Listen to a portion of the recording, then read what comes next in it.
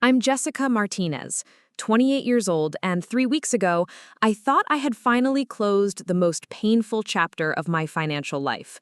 After 2 grueling years of sacrifice, I had paid off the last penny of my mother's $6,500 personal loan that she had somehow managed to take out using my credit. The relief I felt making that final payment was indescribable. For the first time in years, I could breathe freely, knowing that particular burden was behind us and our family could move forward. I'd love to know which corner of the globe you're watching from. And if this story speaks to you, make sure to subscribe. Tomorrow's video is one you absolutely can't miss. That sense of peace lasted exactly 17 days. On a Tuesday morning that started like any other, I was reviewing my credit report as part of my monthly financial routine when I saw something that made my blood run cold. 2 new accounts I had never opened, both showing substantial balances. The first was a personal loan for $8,200, opened 6 months earlier. The second was a credit card with a $4,800 balance, activated just 3 months ago.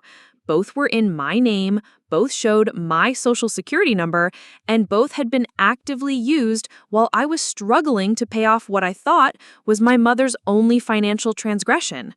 My hands started shaking as I stared at the computer screen. The addresses listed for both accounts were my childhood home, where my mother still lived. The phone numbers were hers. But the debt? All $13,000 of it was legally mine. While I had been working overtime shifts at the hospital where I work as a registered nurse, skipping meals to save money and declining invitations from friends because I couldn't afford to go out, my own mother had been secretly accumulating more debt in my name. The discovery hit me like a physical blow. Not just because of the money, though $13,000 represented months of my life in labor.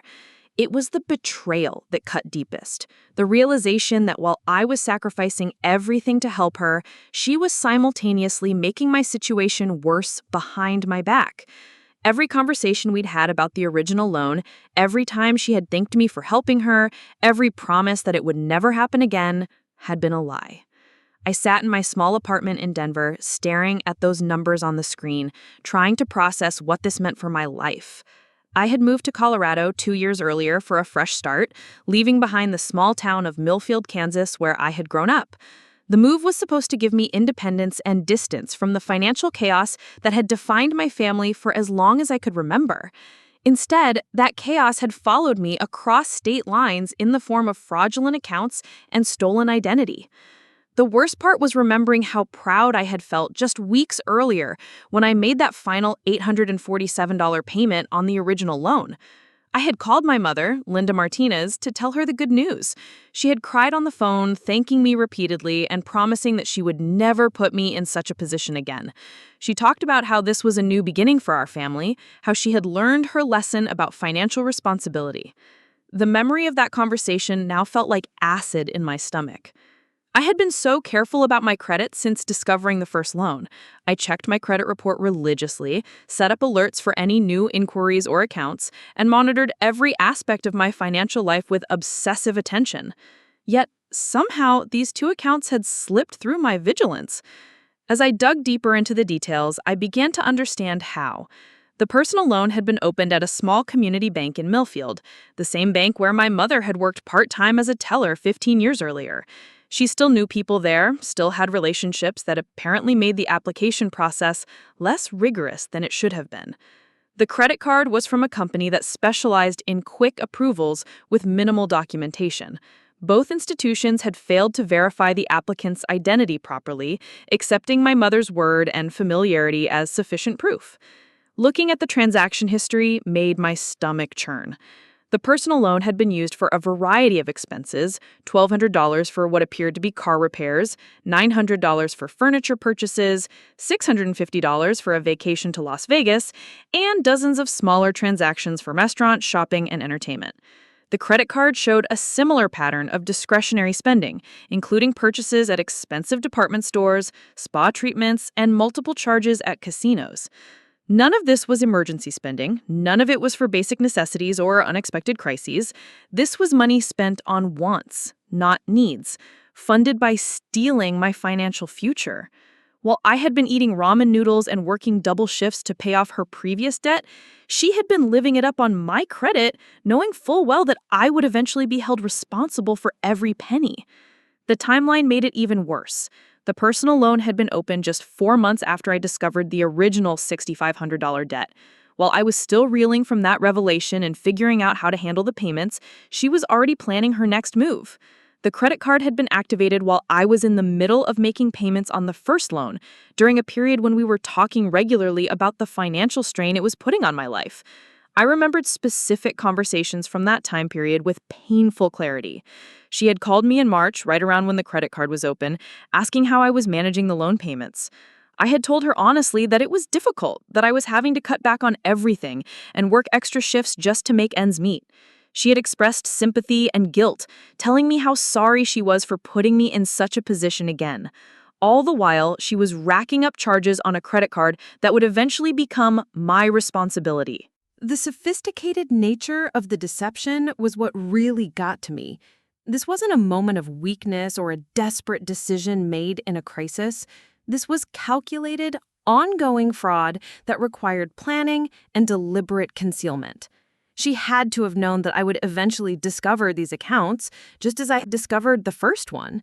Yet she continued anyway, apparently confident that I would once again bail her out when the truth came to light. As I sat there processing this information, I realized that everything I thought I knew about our relationship was wrong.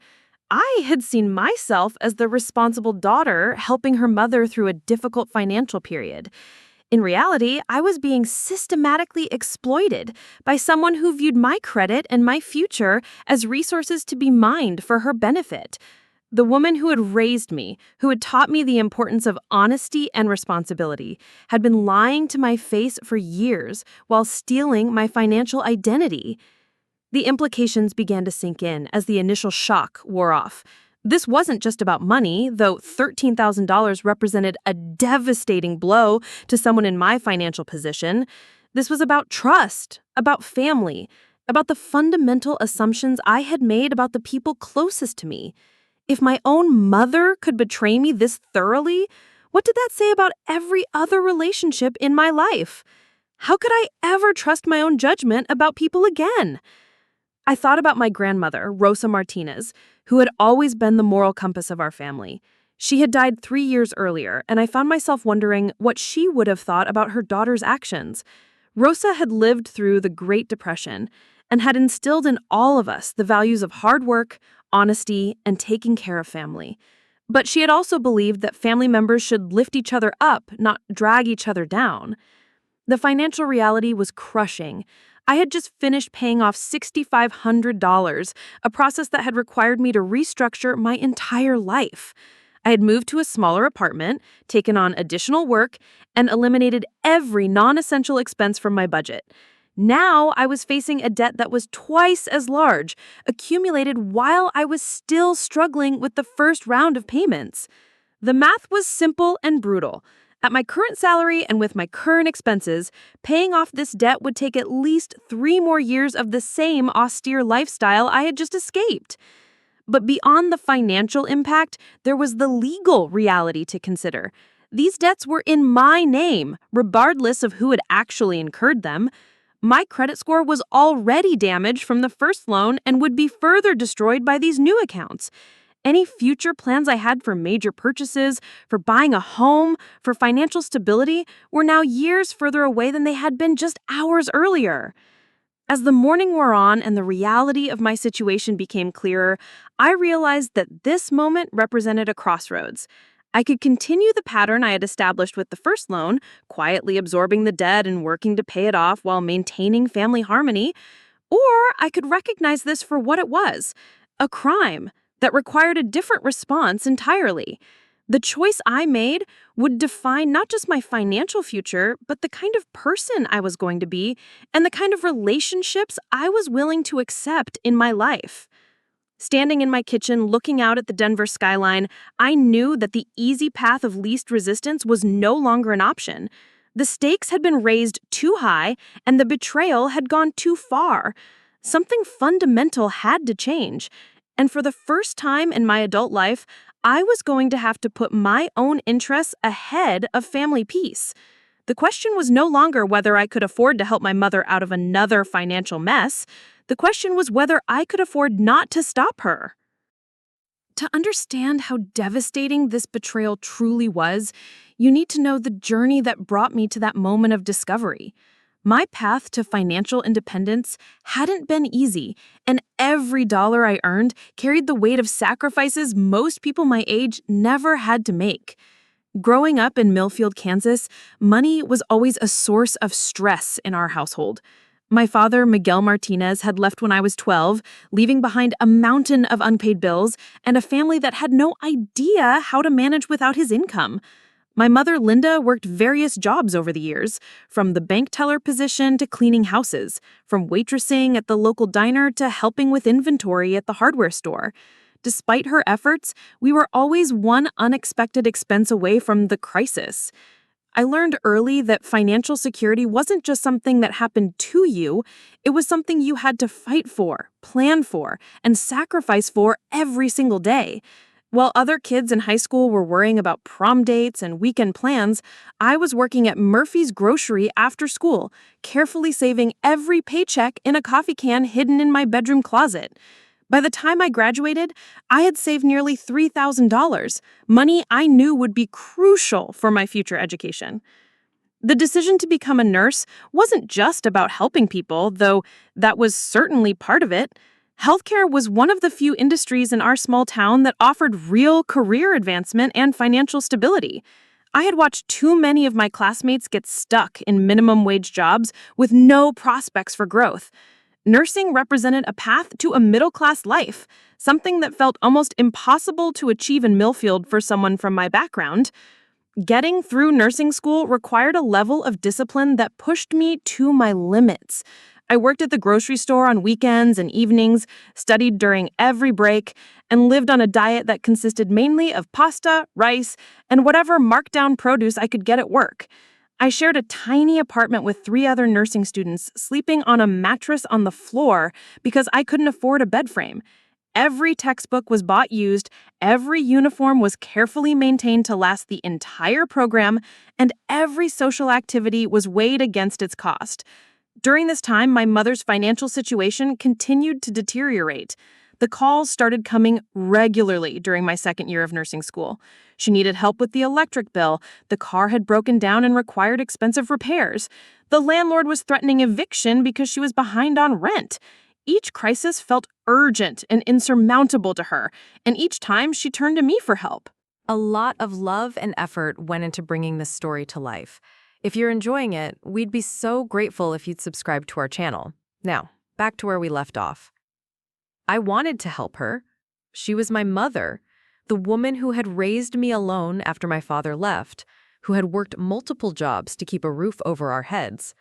But I was barely surviving financially myself.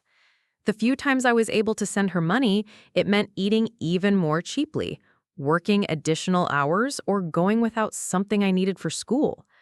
I felt guilty for not being able to do more, but I also knew that sacrificing my education would only ensure that neither of us ever escaped the cycle of financial instability. After graduating nursing school, I moved to Kansas City for my first job at a major hospital. The salary was better than anything available in Millfield, and I felt like I was finally building toward the financial security I had dreamed of since childhood. I found a small apartment, bought my first real furniture, and began the slow process of building an adult life. For the first time, I had a savings account with a meaningful balance and the confidence that came from earning a professional salary. But the calls from my mother didn't stop. If anything, they intensified. Now that I had a steady income, her expectations grew accordingly. The requests became larger and more frequent. She needed $200 for car repairs one month, $400 for medical bills the next. There was always an emergency. Always a crisis that required immediate financial intervention. I found myself sending her money regularly, not because I could easily afford it, but because saying no felt impossible. The pattern continued for nearly 2 years. I would work overtime shifts to earn extra money, then send a significant portion of it home to handle whatever crisis my mother was facing. My own financial goals kept getting pushed further into the future. The emergency fund I was trying to build never grew beyond a few $100s. The plans I had for buying a car, for taking a vacation, for having any kind of financial breathing room remained perpetually out of reach. Then came the phone call that changed everything. It was a Tuesday evening in March, and I was just getting home from a particularly difficult shift when my phone rang. The caller ID showed a number I didn't recognize, but the voice on the other end was familiar. It was Janet Morrison, a woman who had gone to high school with my mother and now worked at First National Bank in Millfield. Janet's voice was uncomfortable, hesitant, as she explained why she was calling. There had been some confusion about a loan application that had come through the bank. My name was on the application, along with my Social Security number and employment information, but the contact phone number was my mother's. The loan had been approved and dispersed 3 months earlier, but now there were questions about the identity verification process. Janet was calling to confirm that I had indeed applied for the loan and was aware of the account. The conversation felt surreal. I sat in my kitchen, still wearing my scrubs, trying to process what Janet was telling me. A loan in my name for $6,500, approved without my knowledge, the money sent to my mother's address. As the details became clearer, the betrayal began to sink in. My mother hadn't just made a mistake or fallen victim to identity theft. She had deliberately used my personal information to obtain credit, knowing that I would be legally responsible for the debt. The next few hours were a blur of phone calls and research. I contacted the bank directly to get the full details of the loan. I pulled my credit report for the first time in months and saw the account listed there, showing my name and Social Security number as the primary borrower. I called my mother, demanding an explanation, only to be met with tears, apologies, and a story about desperate circumstances that had forced her hand. According to her version of events, she had intended to pay off the loan herself before I ever found out about it. The money had been needed for essential expenses, medical bills that couldn't wait, car repairs that were necessary for her to keep working. She painted herself as a victim of circumstances, someone who had made a difficult choice in an impossible situation. She promised that she would take over the payments immediately, that I would never have to worry about the debt. But as I dug deeper into the specifics, her story began to fall apart. The loan proceeds hadn't gone toward medical bills or emergency repairs. Large portions had been spent at restaurants, department stores, and entertainment venues. This wasn't desperation spending. This was lifestyle spending funded by my stolen credit. The woman who had raised me to value honesty and responsibility had committed fraud against her own daughter. The emotional impact was devastating, but the practical implications were just as serious. The loan was legally my responsibility regardless of who had actually applied for it. My credit score had already been damaged by the inquiry and the new account. Missing payments would destroy my credit entirely, affecting my ability to rent apartments, get car loans, or make any major financial decisions for years. I had two choices. I could report the identity theft to the authorities and pursue legal action against my own mother, or I could accept responsibility for the debt and work to pay it off myself. The first option would protect my financial future, but destroy my family relationships. The second option would preserve family harmony, but sacrifice my own financial stability and enable my mother's irresponsible behavior. After days of agonizing over the decision, I chose family over finances. I couldn't bring myself to press charges against my mother, despite the clear evidence of fraud. Instead, I restructured my entire life around paying off her debt. I moved to a smaller, cheaper apartment in a less desirable neighborhood. I began working overtime shifts regularly, often pulling double shifts on weekends. I eliminated every non-essential expense from my budget, from dining out to entertainment to new clothes. The sacrifice was total.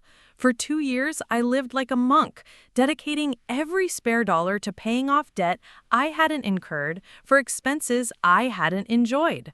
I watched friends advance in their careers, buy homes, start families, travel, and build the kind of adult life I had always imagined for myself. Meanwhile, I was trapped in a cycle of work and payment, slowly chipping away at a debt that represented someone else's choices. But I told myself it was worth it. I was helping my family. I was doing the right thing. I was showing the kind of character my grandmother Rosa would have been proud of. When I made that final payment 3 weeks earlier, I felt like I had finally closed a painful chapter and could begin building my own life again. The relief was overwhelming, the sense of accomplishment profound. That feeling of triumph now seemed naive and foolish. While I was sacrificing everything to clean up one financial mess, my mother was creating an even bigger one behind my back. The trust I had worked so hard to rebuild, the relationship I thought we had repaired, the new beginning I thought we were starting, all of it had been built on lies. She hadn't learned from the experience. She hadn't developed better financial habits. She had simply gotten better at hiding her irresponsibility from me.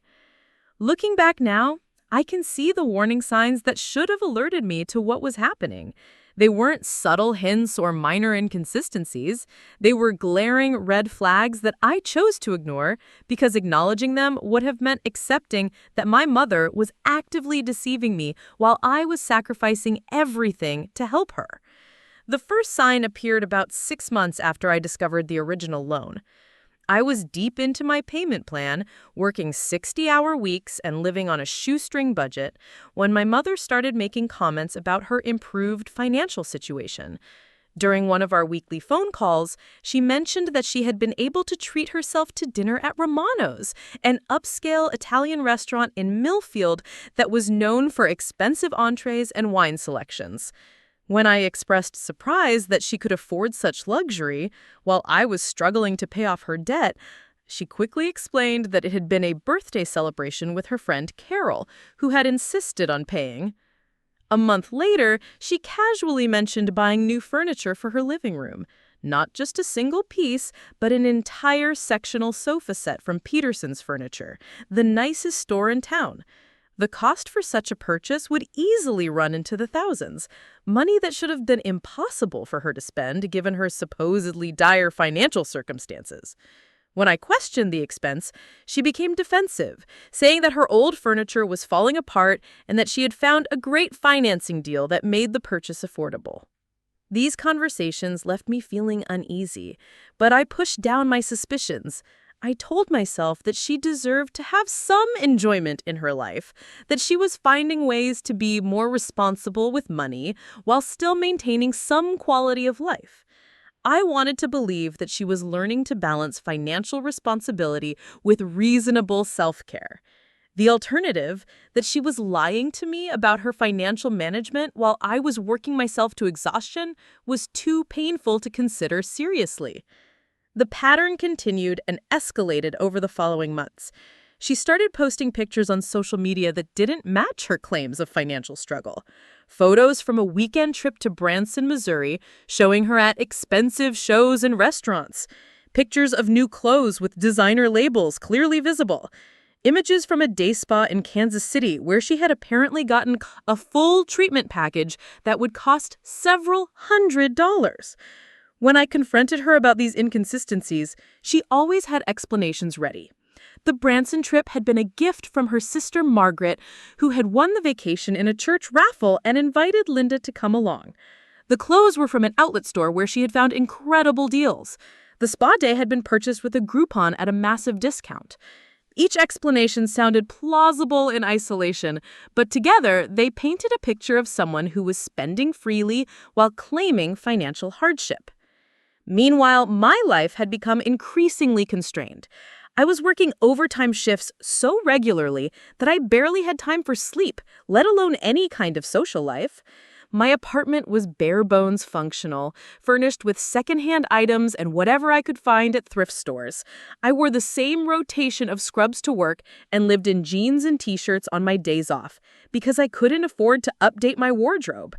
Every dollar was accounted for, every expense scrutinized to ensure it was absolutely necessary.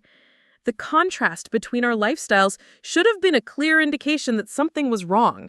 Here I was, the one with the professional salary and stable job, living like a college student, while my mother, who claimed to be struggling financially, was enjoying restaurant meals, new furniture, and weekend getaways. But I rationalized the discrepancy by telling myself that I was choosing to live frugally to pay off the debt faster, while she was learning to manage her money more effectively. The second major red flag came during a visit home for Thanksgiving. I had driven the 4 hours from Denver to Millfield, looking forward to spending time with family and having a brief respite from my work schedule. When I walked into my mother's house, I was shocked by how much it had changed. Not only was there the new sectional sofa she had mentioned, but the entire living room had been redecorated. New curtains, new coffee table, new lamps, new artwork on the walls. The kitchen had been updated with new appliances, including an expensive-looking coffee maker and a stand mixer that still had the price tag attached, showing a cost of over $300. The transformation was stunning, but it was also financially impossible given what I knew about her income and expenses. I asked directly how she had afforded such extensive renovations while I was still making payments on her loan. Her answer was a rambling explanation about saving money from her various jobs, finding great sales, and using credit card rewards points. She seemed agitated by my questions, quickly changing the subject and becoming defensive when I pressed for more specific details. That weekend, I also noticed that she had a new car. Not brand new, but significantly newer and more expensive than the old sedan she had been driving for years. When I commented on it, she explained that her old car had finally died and that she had gotten a great deal on this replacement through someone she knew from church. The monthly payments were manageable, she claimed, and having reliable transportation was essential for her work. But the numbers didn't add up. Even with multiple part-time jobs, her income shouldn't have been sufficient to support car payments, furniture purchases, restaurant meals, and weekend trips while also covering her basic living expenses. The mathematical impossibility of her lifestyle nagged at me throughout the weekend, but every time I tried to broach the subject, she deflected with emotional appeals about how hard she was working and how she deserved to have some happiness in her life. The most troubling incident occurred during that same Thanksgiving visit. I was helping her clean up after dinner when I noticed a stack of mail on her kitchen counter that included several envelopes from financial institutions. Most were clearly bills or statements, but one caught my attention because it was from a credit card company I didn't recognize, addressed to me at her address. When I asked about it, my mother quickly grabbed the envelope and said it must be some kind of marketing mail, that companies sometimes sent promotional offers to multiple family members at the same address. The explanation felt wrong, but I didn't push the issue. I should have insisted on seeing the envelope, should have demanded to know why a credit card company was sending mail to me at her address. Instead, I let her deflection stand, choosing to believe that it was indeed just promotional material rather than evidence of something more sinister. That envelope, I now realize, was almost certainly related to the credit card account that had been opened in my name just a few weeks earlier. During that visit, I also met Carol Brennan, the friend my mother had mentioned several times in our phone conversations. Carol was clearly living well beyond what her income as a part-time bookkeeper should have allowed. She drove a luxury SUV, wore expensive jewelry, and talked casually about recent purchases and vacations that suggested significant disposable income. When I commented privately to my mother about Carol's apparently comfortable lifestyle, Linda mentioned that Carol was very good with money and had taught her some strategies for better financial management. Looking back, I suspect that Carol was either involved in similar financial fraud or was serving as a role model for the kind of lifestyle my mother wanted to achieve through her deceptive practices. The timing of their friendship, which had developed during the same period that my mother's spending had increased, seems too coincidental to ignore. Carol may have provided both inspiration and practical advice for living beyond one's means through credit manipulation. The final warning sign I ignored was my mother's changed attitude toward the debt I was paying off. In the early months after discovering the loan, she had been consistently apologetic and grateful. She would thank me regularly for helping her, express guilt about the burden she had placed on me, and promise that she was learning from the experience. But as time went on, her gratitude became less frequent and less genuine. She began treating my payments as something she was entitled to, rather than something she was grateful for. This shift was subtle but significant. Instead of thanking me for making a payment, she would simply acknowledge that she had seen the payment processed. Instead of expressing guilt about the sacrifice I was making, she would make comments about how the payments were helping her credit score recover. The framing changed from me helping her out of a crisis to me fulfilling an obligation I had somehow agreed to take on. The change in her attitude should have been a clear indication that she didn't view our arrangement the same way I did. While I saw myself as making a temporary sacrifice to help family, she seemed to view my payments as a permanent solution to her financial management problems. She was becoming comfortable with the idea that my income was available to subsidize her lifestyle, a mindset that made her subsequent fraud not just possible, but inevitable. All of these warning signs were clear in retrospect, but at the time I was too invested in maintaining our relationship and too overwhelmed by my work schedule to step back and see the bigger picture. I was also psychologically invested in believing that my sacrifice was meaningful, that I was helping someone learn and grow from their mistakes. Acknowledging that my mother was actively deceiving me would have meant accepting that my sacrifice had been not just wasted, but exploited, a reality too painful to face while I was still in the middle of making it. The enabling system that allowed these warning signs to be ignored extended beyond just my own denial. My extended family, particularly my Aunt Margaret, actively discouraged me from questioning my mother's financial behavior too closely.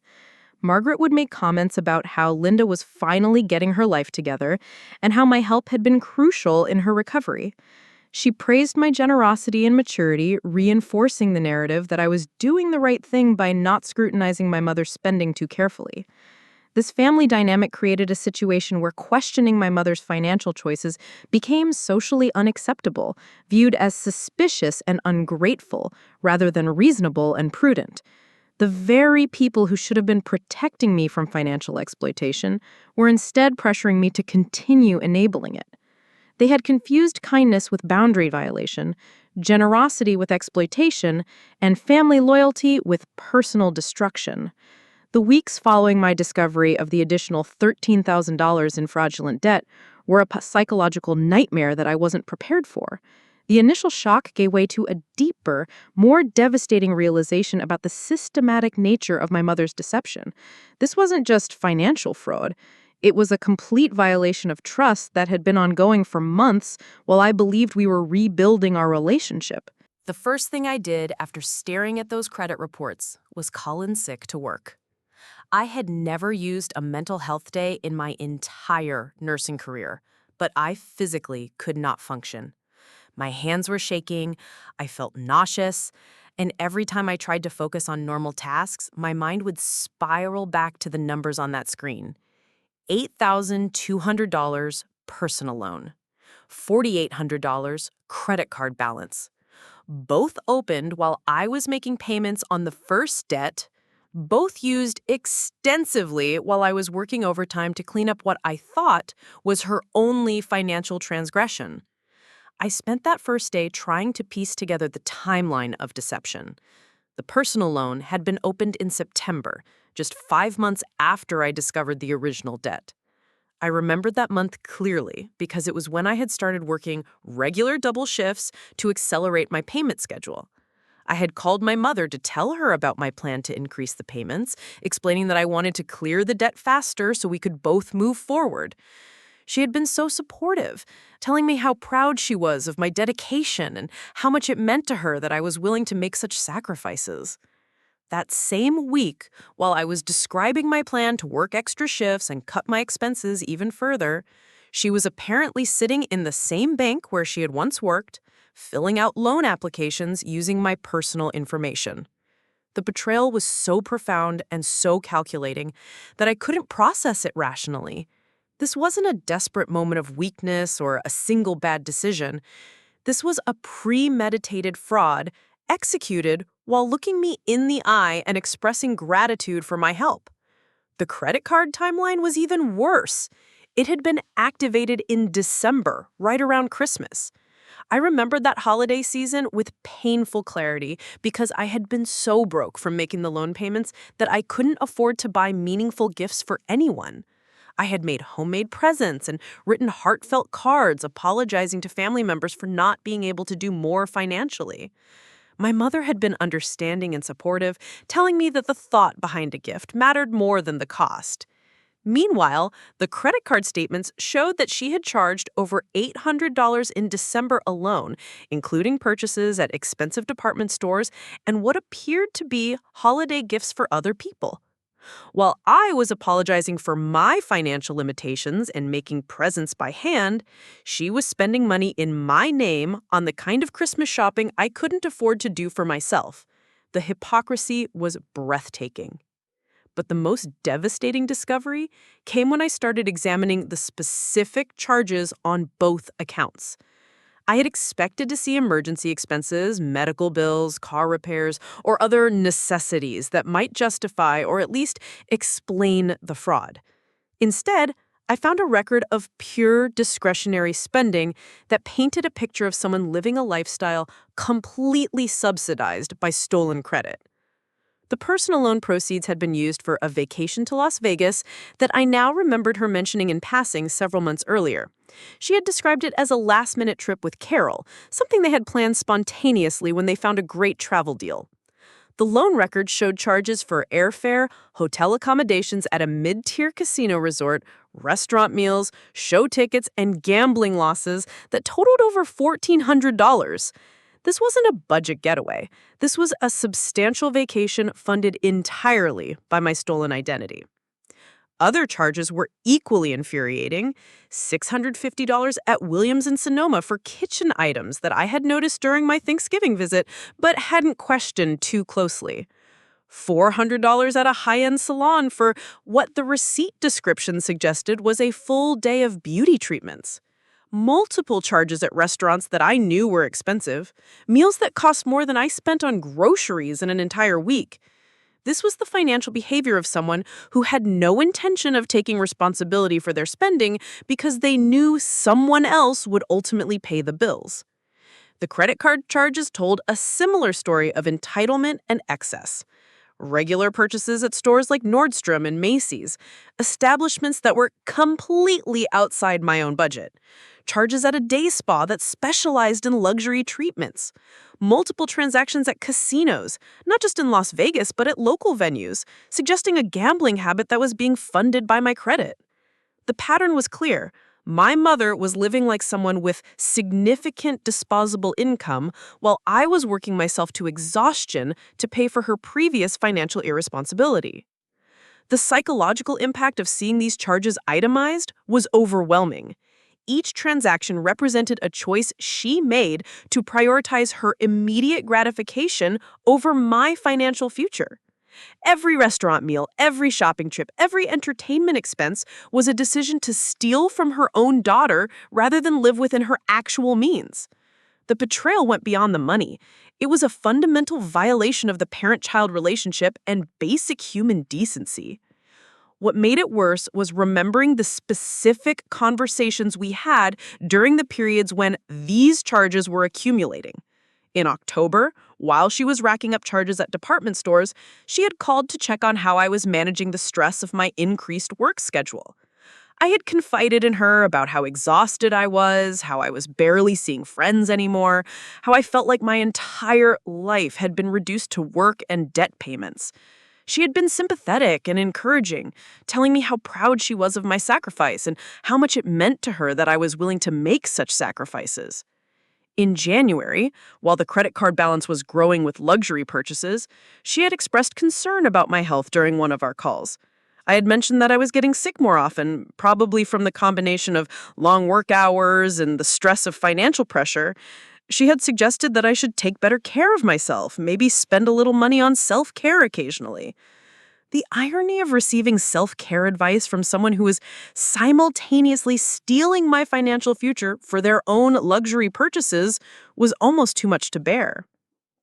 The manipulation went beyond just financial fraud. She had been using our regular conversations to gather intelligence about my financial situation, monitoring my stress levels and work schedule to ensure that I remained focused on paying off the original debt while she accumulated new debt in my name. Every expression of concern about my well-being was tainted with the knowledge that she was actively making my situation worse, while pretending to care about the consequences. I also discovered that the fraud had been more sophisticated than I initially realized. She hadn't just used my basic information to open accounts. She had been intercepting mail sent to her address in my name, probably to prevent me from accidentally discovering the accounts through misdirected statements or promotional offers. The envelope I had noticed during Thanksgiving was probably just one of many pieces of mail she had been hiding from me. The credit card company records showed that she had specifically requested that all statements and correspondence be sent to her address, and that she had set up online account access using an email address I didn't recognize. She had created an entire parallel financial identity for me, complete with contact information and account management that bypassed any possibility of accidental discovery. This level of planning and execution indicated that she had been thinking about this fraud for months, possibly even before I had finished paying off the original loan. The realization that our entire relationship over the past 2 years had been built on active deception was psychologically devastating. Every conversation, every expression of gratitude, every moment of apparent progress in our relationship had been contaminated by ongoing fraud. I had been proud of how we had worked through the crisis of the first loan, how it had ultimately brought us closer together and taught us both valuable lessons about trust and responsibility. Now I understood that there had been no growth, no lessons learned, no genuine relationship repair. There had only been more sophisticated deception. The emotional toll of this realization manifested in physical symptoms that I couldn't ignore. I wasn't sleeping, couldn't eat, and found myself crying at random moments throughout the day. My co-workers at the hospital noticed the change in my demeanor, and my supervisor, Nancy Rodriguez, pulled me aside to ask if I was dealing with a personal crisis. When I tried to explain the situation, I found myself breaking down completely, unable to articulate the depth of the betrayal without dissolving into tears. Nancy had been in nursing management for over 20 years and had seen her share of family financial drama among staff members. Her reaction to my story was immediate and unequivocal. This was identity theft. It was a crime, and I needed to treat it as such rather than as a family dispute. She urged me to contact the police, to dispute the charges with the credit bureaus, and to protect myself legally before the situation got worse. Her perspective was jarring because it forced me to confront the reality that I was the victim of a crime, not just the recipient of poor family financial management. But even as Nancy's words resonated with me intellectually, I struggled emotionally with the idea of treating my mother as a criminal. The thought of filing police reports, pressing charges, and potentially sending my own mother into jail felt impossible. She had raised me, had been there for me during difficult times, had been the constant presence in my life after my father left. How could I destroy her life over money, even a significant amount of money? This internal conflict between rational self-protection and emotional family loyalty created a psychological paralysis that lasted for days. I knew what I should do from a legal and financial perspective, but I couldn't reconcile those actions with my identity as a daughter and as someone who valued family relationships. The competing pressures were tearing me apart, and I realized that I needed help processing not just the financial implications of the fraud, but the emotional and relational consequences as well. The breaking point came on a Friday evening when my mother called me, completely unaware that I had discovered the additional accounts. She was in an upbeat mood, talking about her plans for the weekend and asking about my work schedule. The casual normalcy of the conversation, her complete lack of guilt or concern about what she had done, was the final straw. She was continuing to maintain the fiction of our repaired relationship while actively stealing from me, apparently confident that I would never discover her ongoing fraud or that I would once again choose family loyalty over self-protection if I did. As I listened to her cheerful voice describing her weekend plans, plans that were probably being funded by my stolen credit, I realized that our relationship was beyond repair. This wasn't a mistake that could be forgiven or a crisis that could be overcome through better communication. This was a fundamental incompatibility of values that made any authentic relationship impossible. She viewed me as a resource to be exploited rather than a daughter to be protected, and no amount of love or family loyalty could bridge that gap. The conversation ended with her telling me she loved me and was proud of the progress we had made in rebuilding our relationship. The words felt like a knife in my chest because I knew they were either complete lies or represented such a distorted view of reality that she was living in a fantasy world. Either way, they confirmed that the mother I thought I knew, the woman I had been sacrificing everything to help, didn't actually exist. In her place was someone who was willing to destroy my financial future for her own immediate gratification while maintaining the pretense of caring about my well-being. That night, for the first time since discovering the fraud, I slept peacefully. Not because the situation had improved, but because I had finally accepted the reality of what I was dealing with. The uncertainty and internal conflict had been replaced by a clear understanding of what needed to happen next. The time for family loyalty and financial enabling was over. It was time to protect myself, even if that meant destroying the relationship I had been trying so desperately to preserve. The morning after my breaking point conversation with my mother, I woke up with a clarity of purpose I hadn't felt in years. The emotional paralysis that had consumed me for weeks was replaced by methodical determination. I wasn't going to react emotionally or make impulsive decisions that I might regret later on. Instead, I was going to approach this systematically, gathering information, understanding my options, and building a comprehensive strategy to protect myself both immediately and long-term. My first step was education. I realized that despite being an intelligent, educated professional, I knew virtually nothing about identity theft, credit fraud, or the legal remedies available to victims. I spent my weekend off work researching federal and state laws, reading victim advocacy websites, and learning about the processes for disputing fraudulent accounts. The information was both empowering and overwhelming, revealing a complex system of protections and procedures that I hadn't known existed. The most important discovery was that I had specific rights under the Fair Credit Reporting Act and the Fair Debt Collection Practices Act that could protect me from being held responsible for debts I hadn't incurred. However, these protections required prompt action and careful documentation. Every day I delayed in reporting the fraud made my case more difficult to prove and my recovery more complicated.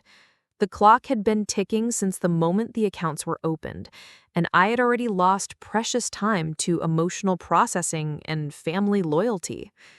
Armed with this knowledge, I began documenting everything.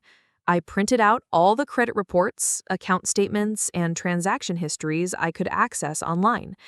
I created a detailed timeline showing when each account was opened, when charges were made, and how these dates corresponded to my work schedule, travel, and other activities that could establish my whereabouts and lack of knowledge about the accounts. I photographed the mail that had been sent to my mother's address in my name, including envelopes and any partial contents I could recover. The documentation process was tedious but revealing. As I organized the information chronologically, patterns emerged that strengthened my case, but also highlighted the sophisticated nature of my mother's fraud. She had been careful to space out the account openings to avoid triggering multiple credit inquiries at once. She had used different types of lenders to diversify the fraud and make it less likely that I would notice a pattern if I happened to check my credit report casually. Most importantly, she had been strategic about timing the major purchases and cash advances to coincide with periods when I was working intensively and less likely to monitor my financial accounts closely. The largest cash advance from the personal loan had been taken during a week when I was pulling consecutive double shifts during a staffing shortage at the hospital. The biggest shopping sprees on the credit card had occurred during my busiest work periods, when I was too exhausted to pay attention to anything beyond my immediate responsibilities. With my documentation organized, I scheduled consultations with professionals who could guide me through the legal and financial aspects of identity theft recovery. The first appointment was with David Chen, a consumer protection attorney who specialized in credit fraud cases. David's office was in downtown Denver, and I took a day of vacation time to meet with him, treating this consultation as seriously as I would any major medical procedure. David's assessment of my situation was both encouraging and sobering. The good news was that I had a strong case for identity theft, with clear evidence that the accounts had been opened and used without my knowledge or consent.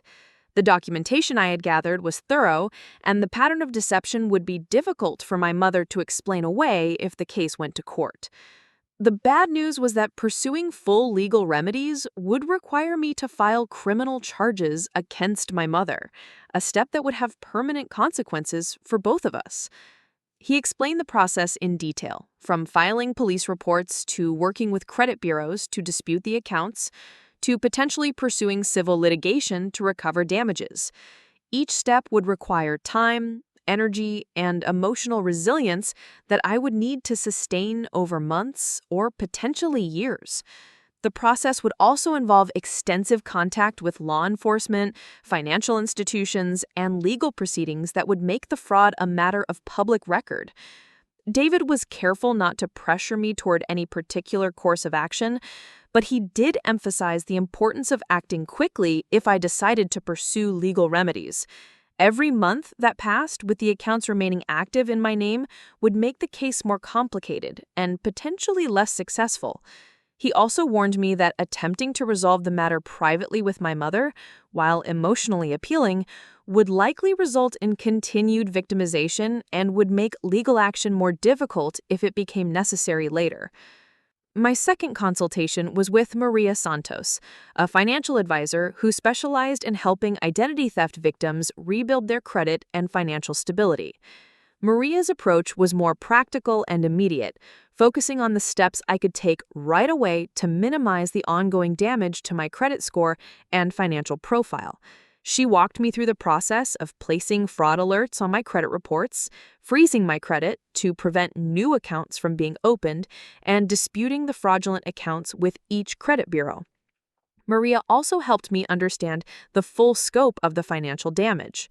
Beyond the obvious debt balances, the fraudulent accounts had negatively impacted my credit utilization ratio, created multiple hard inquiries that lowered my credit score, and established a pattern of credit-seeking behavior that would affect my ability to get loans or credit cards for years. But Maria also showed me a path forward. With proper documentation and persistent follow-through, most of the negative impacts could be reversed over time. The fraudulent accounts could be removed from my credit report, the negative marks could be disputed and deleted, and my credit score could recover to its previous level or better. The process would require patience and attention to detail, but it was entirely achievable with the right approach and documentation. The third professional I consulted was Dr. Rachel Kim, a therapist who specialized in family trauma and financial abuse. This consultation felt the most difficult because it required me to examine the emotional and psychological aspects of what my mother had done to me. Dr. Kim helped me understand that financial abuse was a real form of domestic violence that often went unrecognized because it didn't involve physical harm. She explained that the patterns of behavior I described, the manipulation, the gaslighting, the systematic exploitation of trust, were consistent with financial abuse, regardless of the family relationship involved. The fact that my mother was the perpetrator actually made the abuse more damaging because it violated fundamental assumptions about safety and protection that children develop in relation to their parents. Dr. Kim helped me see that protecting myself from further abuse wasn't selfish or vindictive. It was necessary for my psychological health and future well-being. Dr. Kim also helped me prepare for the likely responses I would encounter from family members when I began taking action to protect myself. She warned me that enablers in the family system would likely pressure me to maintain the status quo, that my mother would probably escalate her manipulation tactics when she realized I was no longer willing to be victimized, and that I would need to develop strong boundaries and communication strategies to navigate these challenges. With professional guidance secured, I began implementing the immediate protective measures. I placed fraud alerts on all 3 major credit bureaus, which required creditors to contact me directly before opening any new accounts in my name. I froze my credit reports entirely, making it impossible for anyone, including myself, to open new accounts without taking specific steps to unfreeze them. I changed the passwords on all my financial accounts and set up account alerts that would notify me immediately of any unusual activity. The next step was gathering additional evidence that might be helpful in disputing the fraudulent accounts. I requested copies of the original loan and credit card applications to see exactly what information had been provided and forged. I contacted employers, banks, and other institutions to get official records of my whereabouts and activities during the time periods when the accounts were opened. I reached out to friends and colleagues who could provide witness statements about my financial situation and behavior during the relevant time periods. This evidence-gathering process revealed additional disturbing details about the sophistication of my mother's fraud. The loan application included employment information that was partially accurate but had been manipulated to inflate my income. She had apparently researched my job title, employer name, and general salary range, then provided false specific numbers that made me appear more creditworthy than the true information would have supported. The credit card application included references to assets and financial accounts that I didn't actually possess, suggesting that she had been gathering financial intelligence about me for some time. Perhaps most unsettling was the discovery that she had been using my childhood nickname and personal details that only family members would know to answer security questions and verify identity with customer service representatives. When I called the credit card company to inquire about account access, they asked me questions about my first pet's name, my elementary school, and my childhood address, information that my mother obviously knew and had used to establish her credibility as the legitimate account holder. While building my legal and financial case, I also began preparing for the inevitable confrontation with my mother and the broader family consequences of my actions. I drafted scripts for different scenarios, practiced setting boundaries in conversations, and developed strategies for managing the guilt and manipulation I knew would be directed at me once my mother realized I was no longer willing to be victimized. I also began reaching out to family members who might be supportive, starting with my cousin, Amanda, who lived in California and had always been the most independent-minded person in our extended family. Amanda's reaction to my story was immediate outrage on my behalf and validation that my mother's behavior was unacceptable, regardless of family relationships. Having at least one family member who understood the situation and supported my right to protect myself was crucial for my emotional preparation. The most difficult preparation was financial. Even if I was successful in disputing the fraudulent accounts, the process would take months, and I would need to be prepared for the possibility that I might end up responsible for some or all of the debt if my disputes were unsuccessful. I analyzed my budget to determine how I could manage additional debt payments if necessary, looked into options for debt consolidation or payment plans, and built up my emergency fund to cushion against the financial uncertainty. As the pieces of my strategy came together, I felt a sense of empowerment that had been missing from my life for years. Instead of being reactive and defensive, I was taking control of my situation and making informed decisions about my future. The victim mentality that had characterized my response to the first loan was being replaced by a survivor mindset that prioritized my own well-being and long-term security. The final element of my preparation was setting a deadline for action. I gave myself 2 weeks to complete all my documentation and preparation, after which I would begin the formal process of disputing the accounts and, if necessary, filing criminal charges. Having a specific timeline helped me stay focused and prevented me from falling back into the pattern of endless deliberation and emotional paralysis that had characterized my initial response to the fraud. By the end of those 2 weeks, I had transformed from a confused and devastated victim into a prepared and determined advocate for my own interests. I had professional support, comprehensive documentation, clear legal options, and the emotional tools necessary to navigate the difficult confrontations ahead. Most importantly, I had made peace with the reality that protecting myself might require me to take actions that would permanently change my relationship with my mother and potentially other family members. The scared, guilty daughter who had discovered the fraud a month earlier had been replaced by a confident woman who understood her rights, knew her options, and was prepared to use every legal and financial tool available to protect her future. The time for enabling and family loyalty at my own expense was over. It was time to take action. The day I had set for confronting my mother arrived on a crisp October morning. I had chosen a Tuesday because it was her day off from her various part-time jobs, and I wanted to ensure we would have uninterrupted time to address the situation fully. I had driven from Denver to Millfield the night before, staying at the Hampton Inn rather than at my mother's house. The physical distance felt symbolic of the emotional boundaries I was finally ready to establish. I arrived at her house at 10 a.m., carrying a leather portfolio that contained all my documentation, copies of the fraudulent accounts, legal papers, and a written statement I had prepared outlining exactly what I knew and what I intended to do about it.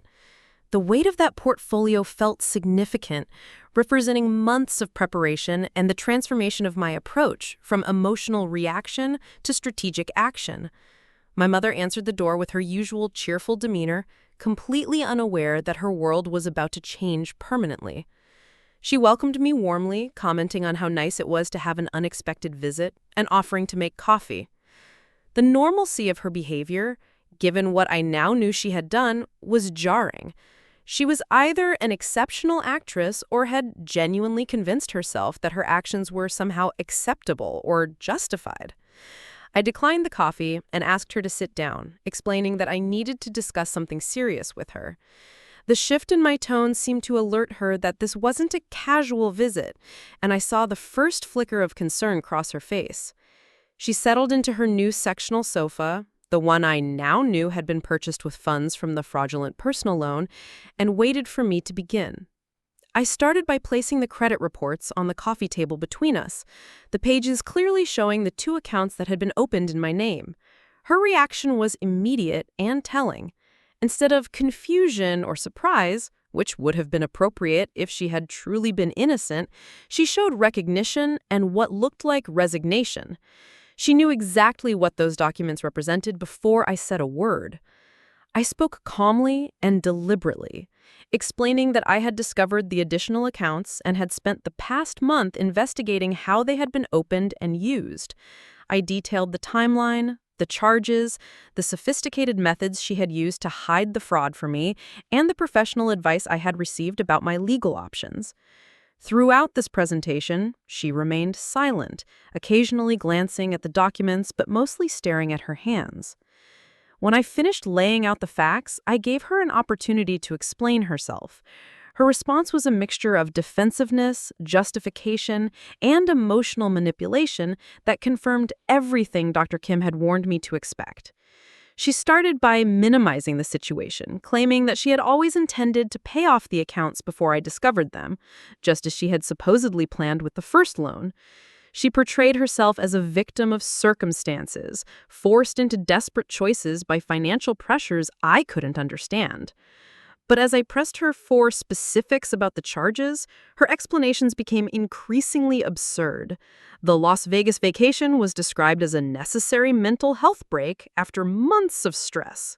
The expensive furniture and home improvements were justified as investments that would increase the value of her property. The restaurant meals and entertainment expenses were characterized as rare treats that she deserved after working so hard. Each justification ignored the fundamental issue that she had stolen my identity to fund these choices. What disturbed me most was her apparent genuine belief that she was entitled to use my credit for her lifestyle choices. She talked about our family bond and how children should help their parents when they were struggling. She mentioned how much she had sacrificed raising me as a single mother and suggested that my financial support was a form of repayment for those sacrifices. The entitlement was so complete and so deeply ingrained that I realized she truly didn't see her actions as theft. When emotional appeals and justifications failed to move me, she escalated to guilt and manipulation. She cried, talking about how hard her life had been since my father left, how she had never had the opportunities I had enjoyed, how she deserved to have some happiness and comfort in her later years. She accused me of being selfish and ungrateful, of caring more about money than family, of abandoning me when she needed me most. The manipulation was skillful and would have been effective a year earlier, but my months of therapy preparation had given me the tools to recognize and resist these tactics. I remained calm and focused, consistently bringing the conversation back to the specific actions she had taken and their consequences for my financial future.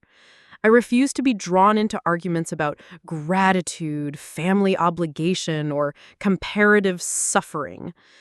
The turning point in the conversation came when I presented her with the formal dispute letters I had prepared for each credit bureau and financial institution. These documents, drafted with David Chen's assistance, clearly stated that the accounts were fraudulent, that I had not authorized their opening, and that I was formally disputing all charges as identity theft. I explained that I would be submitting these letters regardless of anything she said or promised during our conversation. Her reaction to seeing the dispute letters was dramatic and revealing. The tears stopped immediately, replaced by anger and panic. She realized that this wasn't a negotiation or a family discussion, but a formal legal process that would have consequences beyond our personal relationship. She began making threats and ultimatums, saying that if I pursued the disputes, she would tell the entire family that I was trying to destroy her life over money. She threatened to cut off all contact with me, to ensure that I was excluded from family gatherings, to turn everyone against me. I had prepared for these threats, and I responded by explaining that I was also prepared to file criminal charges for identity theft if the civil dispute process wasn't successful. I showed her the police report forms I had already filled out, requiring only my signature to be submitted to the Kansas Bureau of Investigation and local authorities. Her face went white as she realized the full scope of the legal jeopardy she was facing. The conversation took another turn when I presented her with a final option: voluntary cooperation with the dispute process. If she was willing to contact each financial institution and admit that she had opened the accounts fraudulently, it would strengthen my dispute claims and potentially allow us to resolve the matter without criminal prosecution. This would require her to formally confess to identity theft in writing, but it might allow her to avoid jail time if the institutions chose not to pursue criminal charges. Her response to this offer was perhaps the most revealing moment of the entire confrontation. Instead of relief at being offered a way to avoid criminal prosecution, she became furious at the suggestion that she should have to admit wrongdoing. She continued to maintain that her actions had been justified, that she had always intended to pay the money back, that I was overreacting to what she characterized as a family financial arrangement gone wrong. This response convinced me that she was either completely delusional about the nature of her actions or so committed to her victim narrative that she was incapable of accepting responsibility even when facing potential jail time.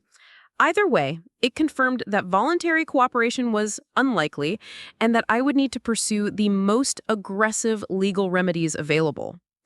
The conversation continued for nearly 3 hours, covering the same ground repeatedly as my mother cycled through different emotional and manipulative tactics. She alternated between tears and anger, between promises to pay back the money and claims that she didn't owe anything, between expressions of love and threats of permanent estrangement. I remained consistent in my position. The accounts were fraudulent, I would be disputing them formally, and her cooperation would be beneficial but was not required. Finally, I presented her with a timeline for my actions. I would be submitting the dispute letters to all 3 credit bureaus the following day. I would be filing police reports with both Kansas and Colorado authorities within the week. I would be working with the financial institutions to provide evidence of the fraud and would cooperate fully with any investigations they chose to pursue. I gave her 48 hours to decide whether she wanted to cooperate voluntarily or face the consequences of having the fraud discovered through the formal investigation process. Her final response was to demand that I leave her house immediately and to declare that I was no longer welcome there. She said that if I was determined to destroy her life over money, she wanted nothing more to do with me. She accused me of being cold-hearted and vindictive, of choosing money over family, of betraying the woman who had raised me and sacrificed everything for my success. The irony of being accused of betrayal by someone who had systematically stolen my identity for her own benefit was not lost on me. I left her house feeling emotionally drained but strategically satisfied. The conversation had gone exactly as Dr. Kim had predicted. Emotional manipulation, victim blaming, threats, and ultimately rejection when manipulation failed. But it had also accomplished my primary goal of making my mother fully aware of the legal consequences she was facing and giving her one final opportunity to cooperate voluntarily. The drive back to Denver gave me time to process what had just occurred. The relationship with my mother that I had been trying to preserve through 2 years of financial sacrifice was officially over. There would be no reconciliation, no mutual understanding, no family harmony. But there would also be no more exploitation, no more financial abuse, no more enabling of destructive behavior. The price of protecting myself was the loss of a relationship that had probably been more fantasy than reality anyway.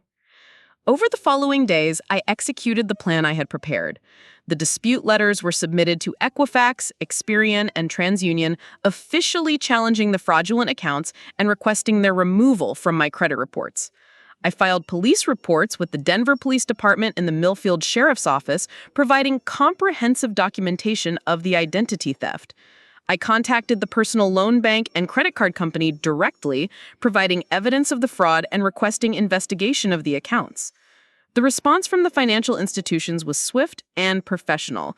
Both the bank and credit card company had specialized fraud departments that handled identity theft cases regularly. They immediately placed fraud alerts on the accounts, began their own investigations, and provided me with affidavits to complete documenting my claims.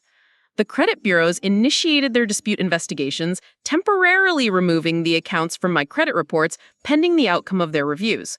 Within 2 weeks, I received notification that both fraudulent accounts had been closed and would be removed from my credit reports entirely. The bank's investigation had revealed discrepancies in the application process that supported my identity theft claims.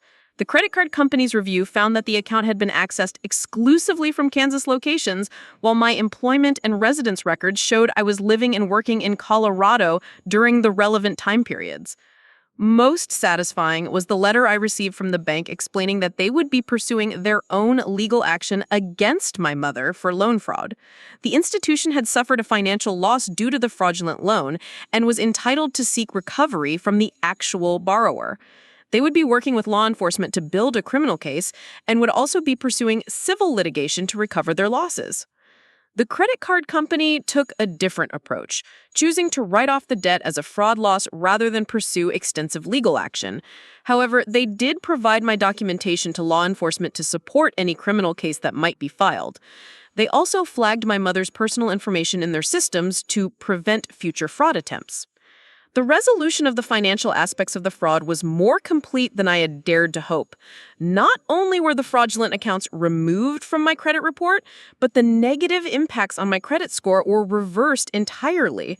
Within 60 days of beginning the dispute process, my credit score had actually improved compared to where it had been before discovering the fraud because the removal of the fraudulent accounts improved my overall credit profile. But the personal consequences were more complex and lasting.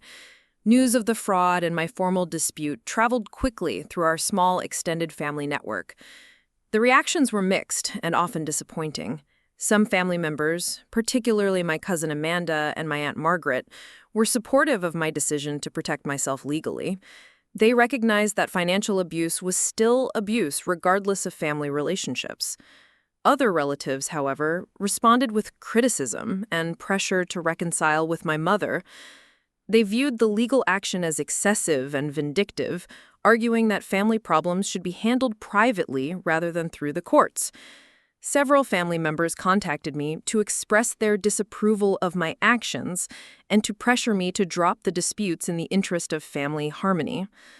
The most painful response came from my grandmother's sister, Aunt Carmen, who had been like a second mother to me throughout my childhood. She called me crying, begging me to reconsider the legal action and suggesting that my mother's behavior, while wrong, didn't justify destroying her life. She reminded me of my grandmother's values of forgiveness and family unity, arguing that Rosa would have wanted me to find a way to work things out privately. These family pressures were emotionally difficult, but they also clarified something important about the family dynamics that had enabled my mother's behavior for so long. The same relatives who were now pressuring me to drop legal action against my mother had been conspicuously absent when I was working myself to exhaustion to pay off her previous debt. Their concern about family harmony only emerged when there were potential consequences for the person who had been causing the problems. The criminal investigation proceeded separately from the civil disputes. Detective Sarah Williams from the Kansas Bureau of Investigation contacted me to discuss the case and gather additional evidence. She explained that identity theft involving family members was unfortunately common, but often went unprosecuted because victims were reluctant to press charges against relatives. My willingness to pursue criminal charges and my comprehensive documentation made this case stronger than most. The investigation culminated 6 months later when my mother was formally charged with identity theft, fraud, and forgery. She ultimately accepted a plea agreement that required her to make partial restitution to the bank, perform community service, and remain on probation for 2 years. The criminal conviction would remain on her record permanently, affecting her ability to work in financial services or other positions requiring background checks. The legal resolution brought closure to the financial aspects of the fraud, but the personal healing process took much longer. I continued working with Dr. Kim to process the emotional trauma of being systematically betrayed by my own mother. The therapy helped me understand that the guilt I felt about pursuing legal action was a normal response to breaking generational patterns of enablement and dysfunction.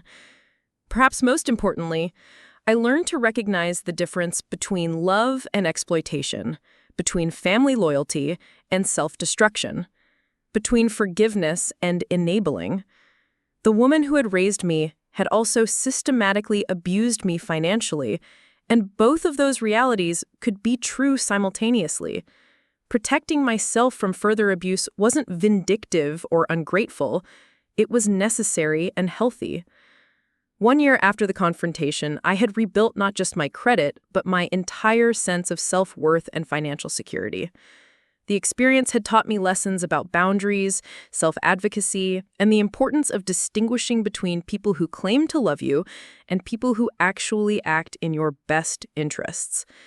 These were painful but valuable lessons that would shape my relationships and decision-making for the rest of my life. The 18 months that followed my mother's criminal conviction brought changes to my life that I never could have anticipated during those dark days when I first discovered the fraudulent accounts. What started as the most devastating betrayal I had ever experienced gradually transformed into the foundation for a stronger, more authentic version of myself than I had ever imagined possible. The most immediate change was the restoration of my financial health. Within 6 months of the dispute resolution, my credit score had not only returned to its previous level, but actually improved beyond where it had been before the fraud. The removal of the fraudulent accounts, combined with my consistent payment history on legitimate debts, created a credit profile that opened doors I hadn't even known were closed. For the first time since college, I was approved for a premium credit card with travel rewards, a small victory that felt symbolically enormous. With my financial foundation secure, I made a decision that surprised even me. I applied to graduate school. The University of Colorado's nurse practitioner program had always seemed like an impossible dream, something for people who had the luxury of focusing solely on their careers without the constant background stress of the financial crisis.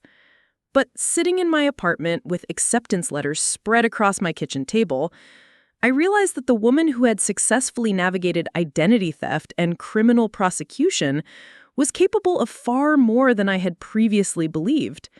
Starting graduate school at 29 felt both exciting and terrifying.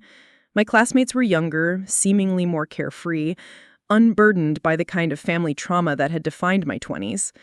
Initially, I worried that my experience would make me seem older and more jaded than my peers. Instead, I discovered that the crisis management skills I had developed served me well in the demanding academic environment. While other students struggled with the pressure and workload, I found the challenges manageable compared to working double shifts while disputing fraudulent accounts. The program also introduced me to Dr. Patricia Valdez, a professor who specialized in family systems and healthcare ethics. When I shared my story during a class discussion about boundary setting in healthcare, Dr. Valdez was immediately interested in my perspective. She had been researching financial abuse in family systems, but had rarely encountered someone who had successfully navigated both the legal and emotional aspects of such a comprehensive betrayal. She asked me to guest lecture in her undergraduate classes, sharing my experience as a case study in boundary enforcement and self-advocacy. Those first speaking experiences were nerve-wracking, but also unexpectedly healing. Talking about my experience in an academic context helped me process the trauma from a more analytical perspective, seeing patterns and lessons rather than just pain and betrayal. The students' reactions were validating in ways I hadn't expected. Many shared their own stories of financial manipulation by family members, experiences they had never identified as abuse because it came from people who claimed to love them. Dr. Valdez encouraged me to document my experience more formally, suggesting that I write about the intersection of family financial abuse and healthcare worker stress. The resulting paper, published in the Journal of Nursing Administration, examined how financial exploitation affects healthcare workers' job performance, mental health, and career advancement. The research revealed that nearly 30% of nurses had experienced some form of financial abuse from family members, but fewer than 5% had ever reported it or sought professional help. The publication opened unexpected doors. I began receiving invitations to speak at nursing conferences across the region, sharing strategies for recognizing and responding to financial abuse. The speaking fees, modest at first, eventually became a significant supplement to my income, allowing me to accelerate my student loan payments and build substantial savings for the first time in my adult life. More importantly, the speaking work connected me with other healthcare professionals who had similar experiences. I met Sarah Thompson, an emergency room physician whose ex-husband had stolen her identity to fund a gambling addiction. I connected with Maria Gonzalez, a social worker whose mother had pressured her into co-signing loans that were never repaid. These relationships formed the foundation of an informal support network that eventually grew into something more substantial. The idea for founding a nonprofit organization emerged during a particularly impactful conference presentation. After my talk, I was approached by dozens of attendees who wanted to continue the conversation, to access resources, to connect with others who understood their experiences. The existing resources for financial abuse were either focused on intimate partner violence or were too general to address the specific dynamics of family financial exploitation.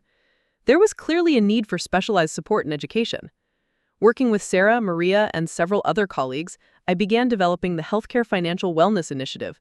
The organization's mission was to provide education, support, and resources specifically for healthcare workers dealing with family financial abuse. We started small, offering monthly support group meetings and creating educational materials about identity protection and boundary setting. The response was overwhelming. Within 6 months, we had support groups meeting in 4 different cities and a waiting list of healthcare workers wanting to participate. The demand for our services validated what I had suspected from my own experience. Financial abuse in families was far more common than anyone wanted to acknowledge, and the shame associated with being victimized by loved ones kept people suffering in isolation. The nonprofit work also led to an unexpected personal connection. At a conference in Phoenix, I met Dr. Michael Chen, a financial therapist who specialized in helping families recover from financial trauma. Unlike David Chen, the attorney who had helped me with my legal case, Michael's approach was therapeutic rather than legal, focused on healing relationships and rebuilding trust after financial betrayal. Michael's perspective challenged some of my assumptions about forgiveness and family reconciliation. He didn't suggest that I should reconnect with my mother, but he did help me explore whether there were ways to process my anger and heart that might allow for some form of limited contact in the future. Through our conversations, I began to understand that my complete estrangement from my mother was a necessary protective measure during the crisis, but it might not need to be permanent if she ever demonstrated genuine remorse and behavioral change. This exploration of forgiveness became more relevant when my mother reached out 18 months after her conviction. She sent a letter through my Aunt Margaret, expressing what appeared to be genuine remorse for her actions and their impact on my life. The letter acknowledged specific harms she had caused, took responsibility without making excuses, and outlined steps she had taken to address her financial behavior, including working with a financial counselor and attending a support group for people with spending addictions. Reading that letter was emotionally complicated. Part of me wanted to dismiss it as another manipulation, a calculated attempt to restore access to my resources now that she was facing the consequences of her actions. But another part of me recognized language and insights that seemed genuine, different from the defensive justifications and victim blaming that had characterized her previous communications. I spent several sessions with my own therapist processing the letter and my response to it. We explored the difference between forgiveness as an internal process of releasing resentment and reconciliation as a decision to restore a relationship. I could forgive my mother for my own peace of mind without necessarily choosing to rebuild a relationship that had been fundamentally exploitative. Ultimately, I decided to respond with a brief letter acknowledging her apology and expressing hope for her continued growth, but making clear that I was not ready for direct contact or relationship restoration.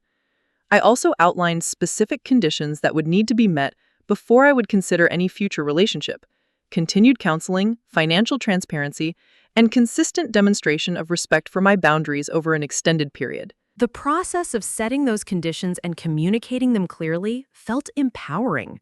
I was neither rejecting the possibility of future reconciliation nor agreeing to premature restoration of a relationship that had been harmful. Instead, I was maintaining my boundaries while leaving space for genuine change and growth on her part. Meanwhile, my personal life was flourishing in ways I had never experienced before. The confidence and self-advocacy skills I had developed through the crisis served me well in all my relationships. I became more selective about friendships, choosing to invest time and energy only in relationships that were genuinely reciprocal and supportive. I also became more assertive in professional settings, advocating for opportunities and recognition in ways that had felt impossible during the years when I was consumed by the financial crisis. This newfound assertiveness led to an opportunity to join the board of directors for a regional healthcare advocacy organization. The position provided additional leadership experience and expanded my professional network significantly. More importantly, it connected me with other healthcare professionals who were using their personal experiences to advocate for systemic changes in the industry. The board work also introduced me to Alex Morrison, a hospital administrator who had restructured his institution's employee assistance programs to better address financial stress and abuse among staff. Alex had been following my research and speaking work, and he invited me to consult on developing similar programs at other hospitals in the region. The consulting work was both financially rewarding and professionally fulfilling, allowing me to translate my personal experience into practical policies that could help other healthcare workers.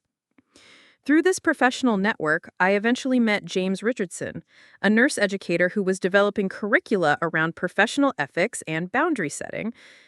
James had heard me speak at a conference and was interested in incorporating my research into his educational programs.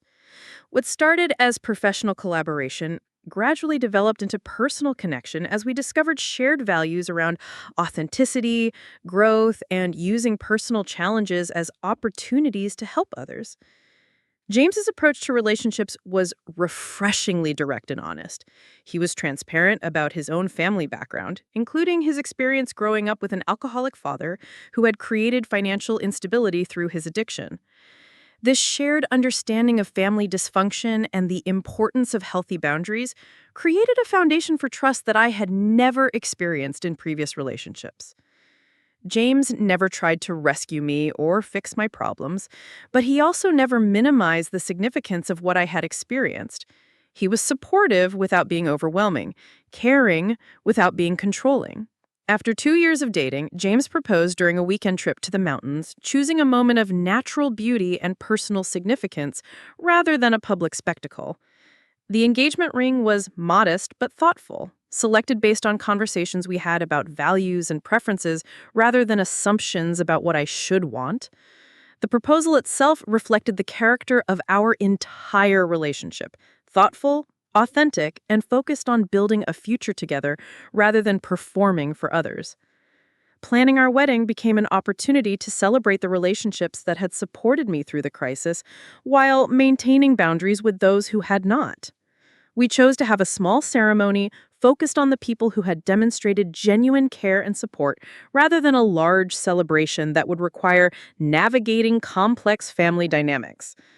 My paternal grandmother, Elena, played a prominent role in the ceremony, representing the kind of family relationship I wanted to honor and emulate. My colleagues from the nonprofit and my graduate school professors were there, representing the professional community that had emerged from my personal growth. Notably absent was my mother, a decision that was difficult but necessary given that genuine reconciliation had not yet occurred. The wedding represented not just the beginning of a marriage, but the celebration of a life rebuilt on authentic relationships and healthy boundaries. Standing there with James, surrounded by people who had supported my journey from victim to survivor to advocate, I felt a profound sense of gratitude, not just for the love and support I was receiving, but for the strength and wisdom I had developed through navigating the crisis. Looking back on the journey from that devastating Tuesday morning when I discovered the fraudulent accounts to the joy and security of my wedding day, I'm struck by how much the experience changed not just my external circumstances, but my fundamental understanding of relationships, resilience, and self-worth. The betrayal that nearly destroyed my financial future ultimately became the catalyst for building a life more authentic and fulfilling than I had ever imagined possible. The scars from financial abuse never completely disappear, but they can become sources of strength rather than shame, wisdom rather than wounds. For anyone facing similar betrayal from family members, I want to offer both validation and hope.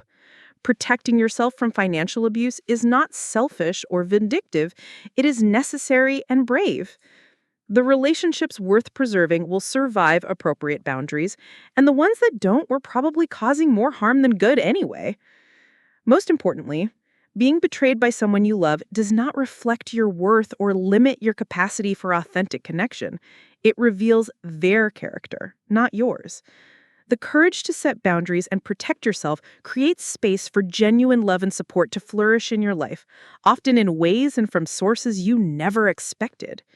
Your story of recovery and growth can become a source of hope and guidance for others, transforming personal trauma into collective healing and strength. Looking for more? We've got 2 amazing stories ready for you right on screen. If this one touched you, these are absolutely worth your time. Click to watch them now. And hey, subscribe and hit that bell to never miss our latest uploads.